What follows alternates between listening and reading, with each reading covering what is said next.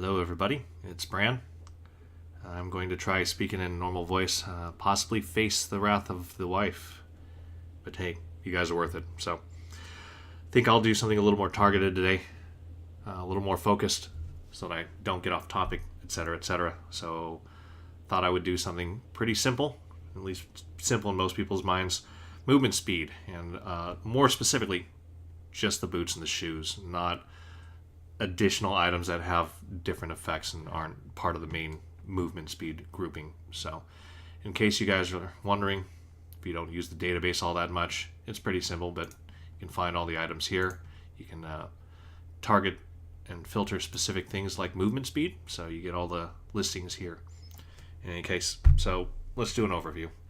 There are 4 physical boots and 4 magical shoes, and these movement speed items are basically required in every game, every mode, as an early item, usually first, not including things like starters, or sometimes second if you're building stacking items like Transcendence.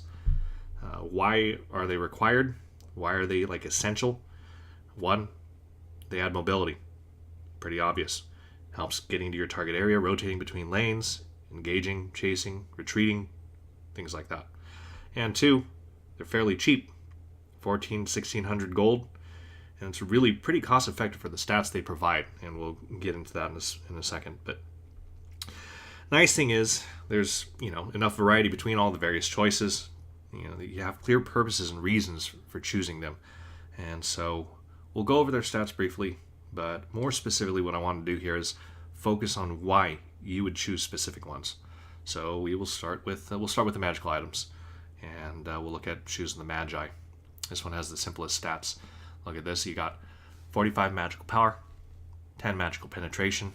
We're not really going to talk about the movement speed because all the base movement speeds on these are all 18%. So let's see. So shoes of the Magi, on the magical side of things, has the highest power of all the shoes.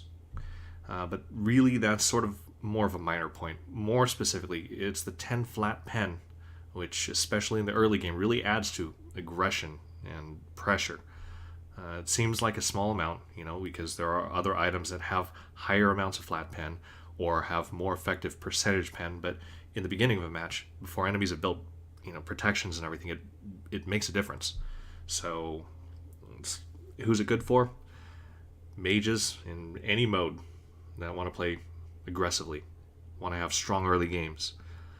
It's also good for, sometimes, for Guardians that are able to deal pretty good damage. Specifically for use in non-conquest modes and plan to build like a bruiser. In a conquest support role or an otherwise full tank build, you'd better go for other options, which I'll cover it a bit with the other choices. So as opposing Shoes of Focus, what can you do to compensate for the missing stats that Shoes of Focus provides? Well, Shoes of Focus, if you look really quickly, it gives you a little bit of cooldown reduction and some added mana. And so how do you counter that? As a starter item, get Sands of Time. It's a really nice one. It provides some extremely cheap CDR, 800 gold, and some MP5 for some mana sustain. One last point I want to point out with Shoes of the Magi, the current way the meta works, if you do get it early game, you're going to usually replace it late game with Shoes of Focus. Once all items are built and you have much stronger pen via other items like Obsidian Shard, for example, the 10 flat pen isn't nearly as effective, and people will just switch it out for the more valuable CDR. So let's get into Shoes of Focus then. Shoes of Focus, you see again, has 40 power, which is just 5 less than Shoes of the Magi. It's got 250 mana. It's got 10% cooldown. And you look at it initially and you go, holy crap, 10% CDR, 250 mana for 100 gold less than Magi? So isn't it pretty obvious which is better? In the early part of the game, the mana can amount to, that 250 mana can be like 3 to 5 extra ability uses. But, however, in specific early game situations, being able to do a little bit more poke damage with the 10 flat pen from Magi's can have an effect and can help you win early battles. You can force an enemy back, you can make them miss out on golden XP, make them hide safely under their towers, etc. It gives you some nice pressure-free farm if you can do that, at least in the conquest mode. Of course, a lot of that is also skill, landing abilities, and timing things well, but it can give you that bit of extra damage. So it just depends how often you really need to use your abilities in the earlier parts of a game, if you want to choose something like Shoes of Focus. So who's it good for? Mages that rely on healing and sustain abilities in their kits and want the ability available more often, especially in non-conquest modes where teamfights are common and they may want to pass upon starter items like Sands of Time so they can go more quickly into their main builds. It is also pretty functional for a lot of Guardians in any mode that want their abilities up more often. It's a bit more important in teamfight modes when they want to utilize their disruption CC abilities, as if they want to be able to use it as much as possible, whether it's to protect teammates or initiate to help secure early kills, things like that. So, as opposed to Shoes of the Magi, how do you compensate for missing stats like that early pen, which can help you with your damage output?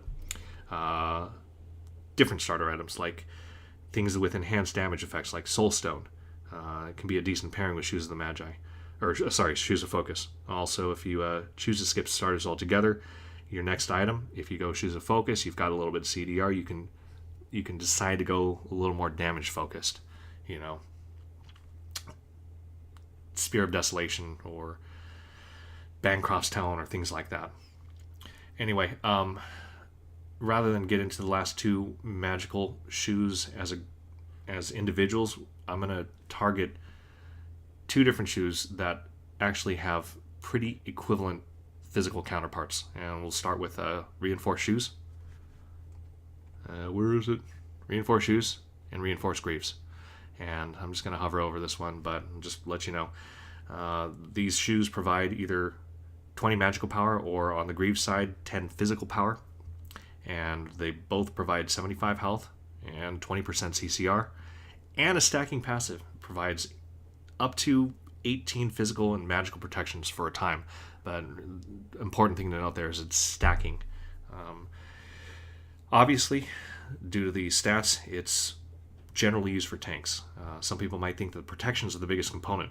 I won't downplay that aspect. The protections seem a bit low, but especially in the early game, they are going to cut down on damage, and against both types of damage, both physical and magical, so that's not too bad. More specifically, they're going to be particularly effective when you can build those stacks. Enemy gods that have abilities that do multiple ticks of damage, like area effects like Anubis' Grasping Hands or Poseidon's Whirlpool, or applied DOTs where after it hits you and connects with you, it's just going to apply all the damage in multiple ticks. Things like Zhang Kui's Expose Evil, Kukulkan's Whirlwind, things like that. And that's where the Reinforced Shoes, Reinforced Greaves can more easily stack. However, I want to point out that it's the early CCR that's arguably the more valuable stat. The current situation in SMITE is that there's tons of CC. CCR reduces the duration of any crowd control effect, and that can potentially save your bacon. Note, though, that it's duration only. It won't affect the intensity of an effect like a slow. So if it's a 5-second slow at 50%, it's not going to change that 50% slow. But that 5 seconds could be reduced to 4 seconds then. So just as an example. So who's it good for? Mainly tanky gods. So specifically on the physical or magical side, you're talking Guardians and Warriors. It can work well in Conquest. It's pretty popular in Conquest mode in the support role. Or in some cases, it can also work in the solo lane for those classes as a very specific counter item to like a lane enemy. If there's particularly large threat of CC, or when facing a lot of tick and DOT damage and you expect to be bullied, or you can just otherwise really use the extra protection early, it just allows you to soak up a bit more damage. It's can also be functional in any other mode if your god is the main tank. If you end up being the big tank, it's particularly effective again as an early game counter when enemy team, you see them and they all have tons of CC in their kits, and you're going to be needing to soak up a lot of damage. That's where you're going to want to choose these types of items. The other set of magical and physical with similar stats are Talaria boots and Traveler shoes. Both the same price. These are the cheapest of the shoe options. And specifically here, they are providing either 20 magical power on the shoe side or 15 physical power on the boot side. It gives you a passive that provides an additional 14% move speed and 25 HP 5 out of combat. And that's just for all you non-math types, that's like 100 health every 20 seconds. And hitting enemies with damaging abilities gives you 30 gold per enemy once every 90 seconds. So it's sort of like Watcher's Gift in a way, where it can provide you with an extra amount of gold. In non-conquest modes, it's a less effective item. I usually wouldn't suggest it for any other mode except for conquest, due to them usually having smaller maps, which require you to travel less to get to key locations. Not only is the added move speed less functional, but in modes like Arena, gold income's just a lot higher, per second than in Conquest, and makes the added gold you'd get from it less of an impact overall. So, who's a good pickup for Travelers in Talaria? Again, specifically Guardians or Warriors acting as supports in Conquest that want to rotate faster and want added value out of those rotations. That's the key. It's about rotations. So let's consider. The out-of-combat move speed is especially helpful if you're increasing your rotation speed and getting to places where you need it more quickly. It's pretty obvious. The out-of-combat at HP 5 helps you heal up as you're moving between those areas, and that gold aspect just really pushes you to hit enemies in different areas to get the most out of it, which really just means rotating. So when is it best to choose, though?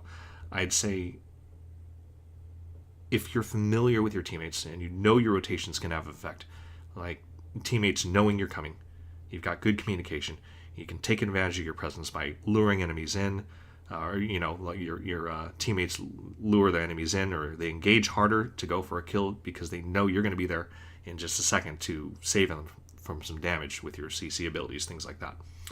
Another aspect would be on the flip side. If you're support, you're initially usually supporting the ADC, and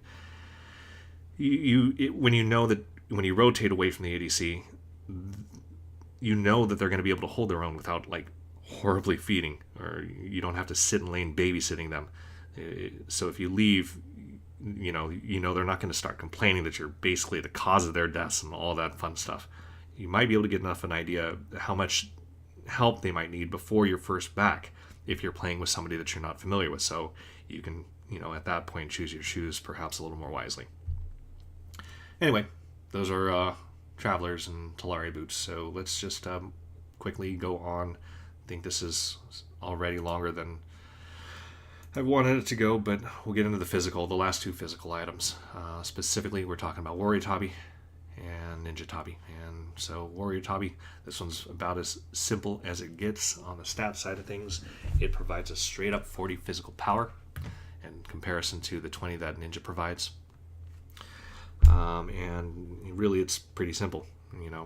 Understand that physical power is significantly more impactful than magical power, especially for things like basic attacks. Physical basics scale at 100% of your power. So if you increase your power by 20, you increase your basic attack damage by 20, before mitigations are taken into account. Magical basics, on the flip side, scale at 20%, not 100, 20%. So increasing your magical power by 20 only increases basics by 4. It's a pretty big difference there. So where does this really show? Most strongly applies to towers and phoenixes, which can only be damaged by basic attacks. That's not really the focus when you choose this early game, just wanted to point that out. When considering the use of abilities, a couple of other things should be considered. For gods that won't be building into basic attack function at all, if they're ability based, Warrior is just straight up the superior choice for ability damage. Also, to clear waves in the early game, then power scaling also comes into play. 20 power difference is significant enough to be of some help, and before other items are built, almost always provides higher early game DPS and clear, even for hunters relying on basics.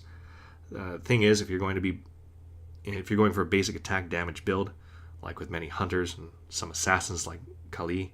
By the time you complete your third item or so, Ninja already starts outclassing Warrior in basic attack DPS in many instances. So if you're not looking to push early game pressure, Ninja, for those basic attackers, might be more functional and efficient for a transition to the late game. Anyway, back to Warrior. If you choose Warrior early for a basic attacker, you usually want to switch to Ninja late game, much like you do switching Magi to Focus on the magical side of things. So who's it good for? Warrior Tabi is good for all ability-based warriors and assassins in the solo lane or the jungle.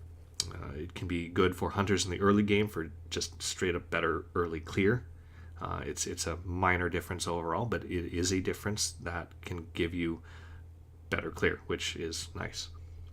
And then hunters that focus purely on ability damage, at least through the early and mid game when building things like Transcendence, in a Transcendence build, and they don't really care about their basic attack DPS. Best example there is just Neath. Duh, right? Screw Neath, though. Whatever. Anyway, that's Warrior Tabi. And finally, Ninja Tabi. 20 power, 100 mana, 20% attack speed. And again, it's sort of like that comparison of Shoes of the Magi and Shoes of Focus. Ninja, at first glance, just seems like it brings more to the table for 100 less gold. It's, of course, more complex than that, though. The 100 mana really isn't all that much. It's something. It's like an ability and a half in most cases, I guess. But, at level 1, most God's Mana pools usually start somewhere in the 250, 300 range.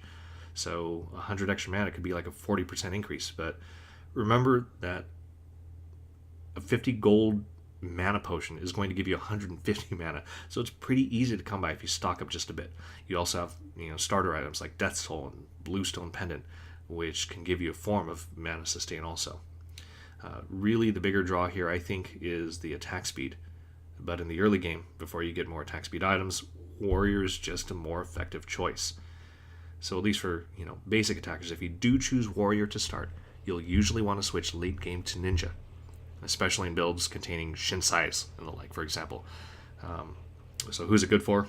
Specifically, basic attackers that have good clear in the early game, that are, comfortable dealing a little bit less damage overall. You can get Boomba's Mask, for example, to help the lost damage for the junglers at least. It's good for people that worry less about the early game and want slightly more effective mid and late games without having to switch out Warrior Tabi for Ninja Tabi. It's, like I said, at a certain point, Ninja just starts being better for basic attacks. And then it's possibly a good option for a hybrid build, when you're doing ability and basic attack that incorporates high power. So when you're building Transcendence on, hunters like Medusa, Uller, Chiron, and you're going to also utilize their basic attack function, that Transcendence just gives you a ton of power right off the bat. So you may not need the 20 extra power from Warrior Tabi quite as much at that point. Ninja Tabi helps in other aspects. So anyway, yeah, that about wraps it up. Sorry, wasn't a lot of visual stuff going on, but it's a pretty simple topic, I guess, and I hope you get something out of it. Thank you very much.